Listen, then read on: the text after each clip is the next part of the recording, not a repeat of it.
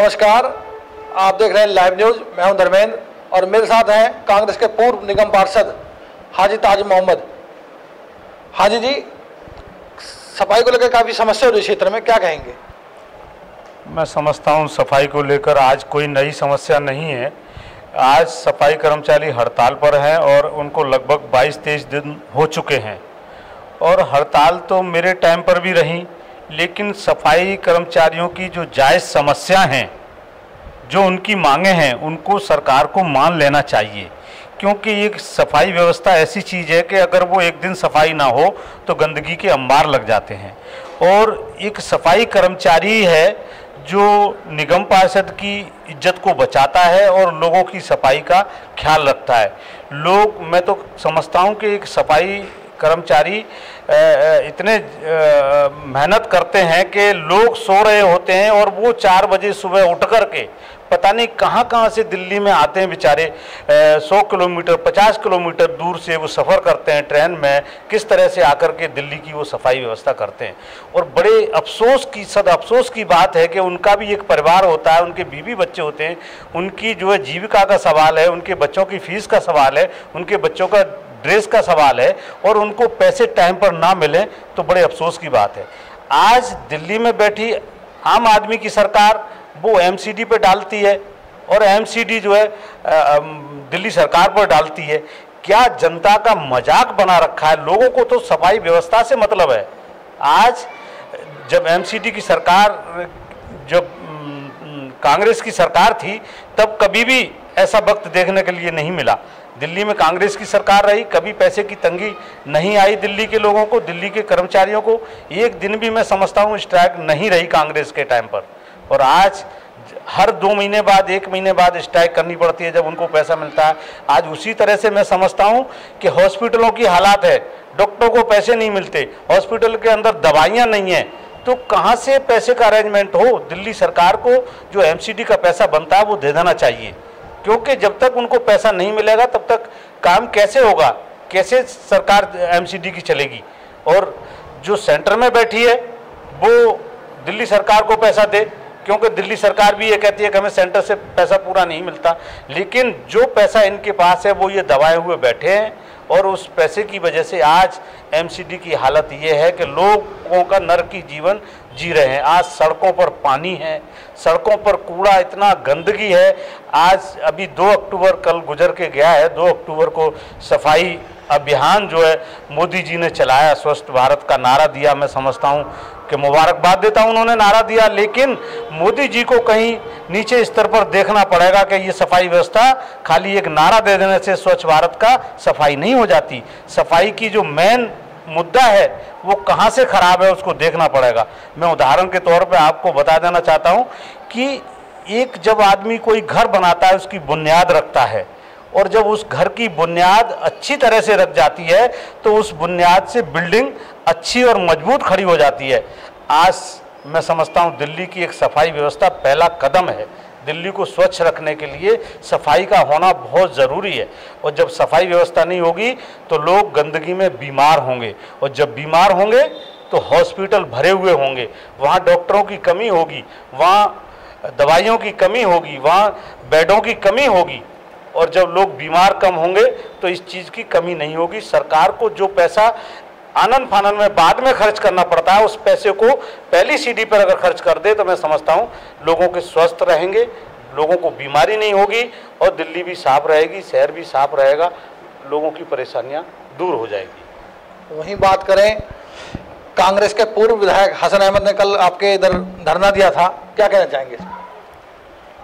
बड़े शर्म की बात है कि मैं समझता हूँ कि धरना कांग्रेस का जहाँ निगम पार्षदा हो और वहाँ कांग्रेस के लोग धरना दे रहे हों, बड़े शर्म की बात है।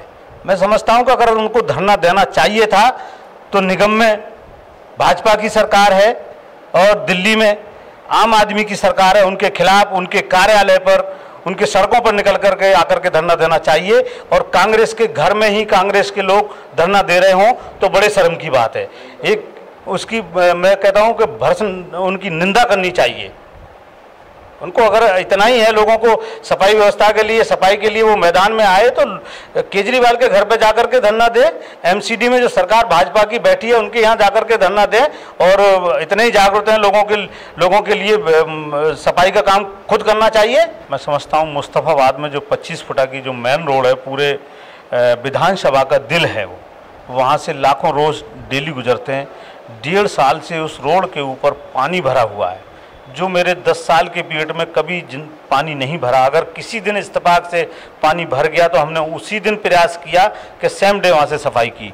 आज मैं समझता हूँ कि 3 विधानसभाओं का कब्रिस्तान हमारे एरिया के अंदर है, जहाँ लोगों को मैयत ले जाने में 1-1 किलोमीटर घूम करके जाना पड़ता है। किसी का कोई कपड़ा पाक नहीं बच सकता, कोई नमाज के लिए वहाँ से अगर गुजर जाए तो वो पाक नहीं रह सकता। आज इतना बुरा हाल है।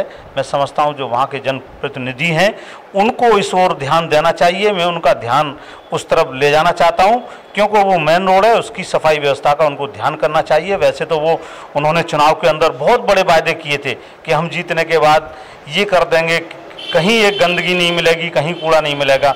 मैं तो समझता हूं कि उनको खुद इस बारे में सोचना चाहिए, क्या उन्होंने वायदे किए और क्या आज बाढ़ की हालत है। मैं आज बड़े अफसोस के साथ में पहली बार 1.5 साल के बाद आज बाढ़ के ऊपर बोल रहा हूँ। मैं जिधर जाता हूँ लोग मुझे बड़ी शिकायतें करते हैं। मैं लोगों से कहता हूँ कि भाई उनको काम करना चाहिए, मैं किसी को बुरा नहीं कहना चाह रहा, लेकिन बड़े शर्म की बात है कि आज मुझे मुँह खोलना पड़ रहा है, मुझे कहना पड़ रहा है। जनता आज बड़ी दुखी है, इसलिए उनको इस और ध्यान देना चाहिए। जिस तरह से उन्होंने वायदे किए उनको काम करना चाहिए। अगर वो इन्हीं ढर्रों पर काम किया तो मैं कहता हूं कि हमारे बाढ़ के लोग भी सड़कों पर उतर के आ जाएंगे, फिर उनको किस तरह से बताएंगे वो लोग जानेंगे। जनता को क्या मैसेज देना चाहेंगे आप? जनता को तो मैं समझता हूं कि जनता को तो ये है कि मेरी तरफ से तो जनता को आने वाले समय में जो चुनाव आ रहा है वो सोच समझ के फैसला लेके, किस तरह से आज देश की हालत है, गरीबों की हालत क्या हो गई। मैं कह रहा हूं झूठे जुमलों से काम नहीं चलता। जो हमारे जो प्रधानमंत्री हैं उन्होंने बेटी बचाओ बेटी पढ़ाओ का नारा दिया। आज मैं समझता हूँ रोज़ सुबह अखबारों में, टीवियों के जरिए हम सुनते हैं कि कैसे कैसे बच्चियों के साथ में बड़े शर्मनाक, मैं तो समझता हूं कि दिल कांपने वाली बात है कि ऐसी छोटी छोटी बच्चियों के साथ में रेप हो रहे हैं। क्या सरकार आंखें बंद करके बैठी है, कान बंद करके बैठी है? सरकार को चाहिए कि ऐसे दोषियों के साथ, मैं कहता हूं जब रेप हो गया, डॉक्टरी उसकी हो गई, जांच हो गई, तो उसके अलावा इनको लंबा समय लगाने की जरूरत क्या है? एकदम उनको फौरन सजा सुनानी चाहिए, जो जिस तरह से कि किसी की आइंदा अगले दूसरे आदमी की हिम्मत ना पड़े कि वो किसी के साथ रेप करे। और आज मैं समझता हूं इन्होंने किस किस तरह से लोगों को बहकाया, 15 लाख के नाम पर लोगों को बहकाया है, जीएसटी लगा करके, नोटबंदी लगा करके क्या किया? आज देश की जीडीपी कहाँ जा रही है? आज रुपया हमारा कहाँ रह गया? डॉलर की कीमत 73 रुपये 74 रुपये पहुँच चुकी है। कहाँ हम देश हमारा तरक्की कर रहा है? ये शोर मचाते हैं कि हमने 4 साल में देश को वहाँ पहुँचा दिया। अरे 4 साल में तुमने पहुँचा दिया, इससे पहले सोचो कि हिंदुस्तान के अंदर सुई तक नहीं बनती थी, और उस पहले ही टाइम जो सरकारों ने काम किया उसी का तुमको मान सम्मान मिला के ये तुम हिंदुस्तान के प्रधानमंत्री हो। मैं समझता हूं कि दूसरे देश के प्रधानमंत्री को क्यों नहीं मान सम्मान मिलता? मैं समझता हूं हिंदुस्तान ने पहले से ही तरक्की की है, तभी तो तुमको जाकर के मान सम्मान मिला है, तभी तुम्हारा देश के अंदर दूसरे देशों में स्वागत होता है। अगर पहले सरकारों ने काम ना किया होता तो तुम्हें 4 साल में तुमने क्या किया है लोग भली बात जानते हैं, और आने वाले वक्त में मैं समझता हूं जनता इसका जवाब देगी और बता देगी कि क्या तुमने किया है। ये थे हमारे साथ पूर्व निगम पार्षद हाजी ताज मोहम्मद।